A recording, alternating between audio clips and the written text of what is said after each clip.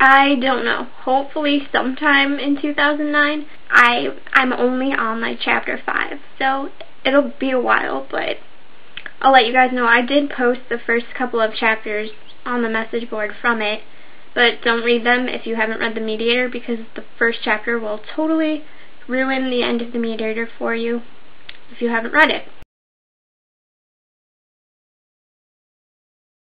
My favorite scene to write was the scene in the 20 Questions chapter, chapter 6, where Rob shows up randomly at her house and he like starts questioning her about everything, and it totally like confuses Cassie, but then I know it totally confuses the reader too, which is exactly what I wanted to happen. That chapter was really fun for me to write. But other than that, I loved any scene where I got to make them, Rob and Cassie, have banter, like any scene where they're bantering back and forth with one another. Those scenes were a lot of fun for me to write too. I love those scenes.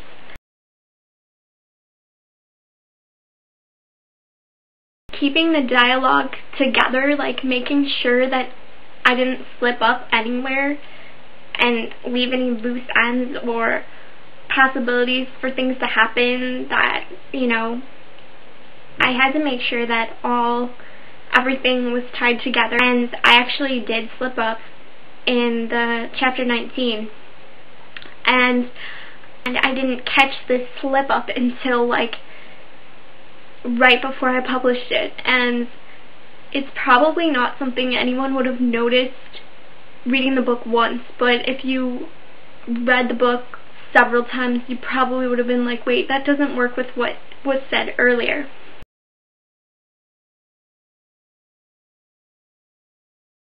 That's a good question.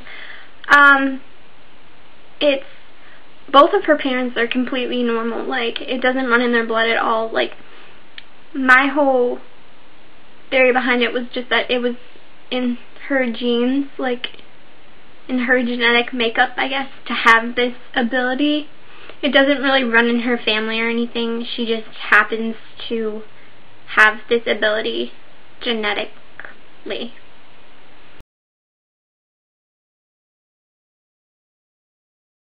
It really came out of nowhere. I know a lot of people think that it was inspired by Twilight, but it wasn't. It was definitely influenced a lot by the TV show Heroes. Basically, the idea was really complicated in my head when I came up with it initially. Basically, I had the idea that there was this main character, this girl, who had this ability that she wasn't aware of, and then, you know, I knew I wanted there to be some kind of romance in it because I'm such a sucker for that kind of stuff, so that had to be in there. And so there's this guy, and to complicate the story, he has this other ability that kind of conflicts with hers. So there's that, you know, tension, I guess. Then there had to be the bad guys, which are the Soul Reapers. And I actually it's kind of, for me, it was a play on the Grim Reaper, I guess. And I was like, okay, well, how can I make this even more complicated? So I had it be where the girl is the mediator, which is like someone who works between two sides, you know. And she's supposed to be working for the bad guys, but she doesn't know what she is. So she doesn't know about this whole other world that she pretty much becomes a part of. And the guy knows what she is because of a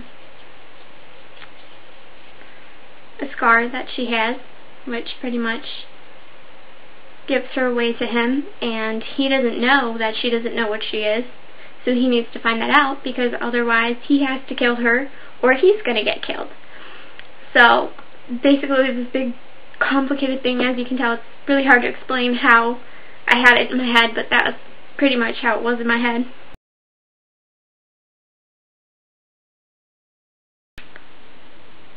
Everybody keeps asking me that question. And I kind of started, like, the more I looked at it, the more I thought she kind of looked like Mary-Kate Olsen, but I'm telling you, it's not. I promise, it's not, but maybe that's who I'll cast in my head as the character. She doesn't have a name yet. I think I know what her name is going to be, but she's nameless right now. I changed the cover of The Forgotten Like. This is the third time, but I chose to stick with her because she actually is a pretty important character, and you'll meet her pretty early on in the book. I don't want to say too much about who she is, but she's kind of important.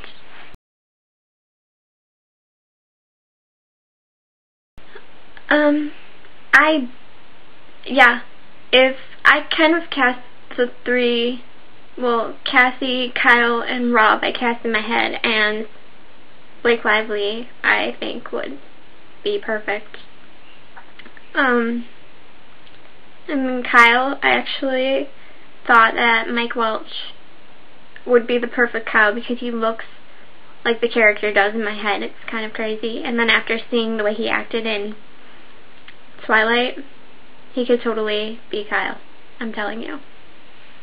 And then Rob was kind of a hard one for me to cast in my head, but I ultimately decided Steven Strait would be good for him, I think.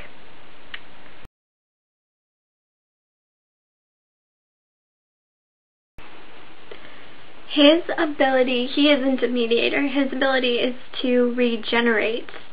And as for his father, I think you're asking about Alexander. His ability is basically to make people think whatever he wants them to think. Like, he made Audrey and Rob think that he was their father, even though he wasn't.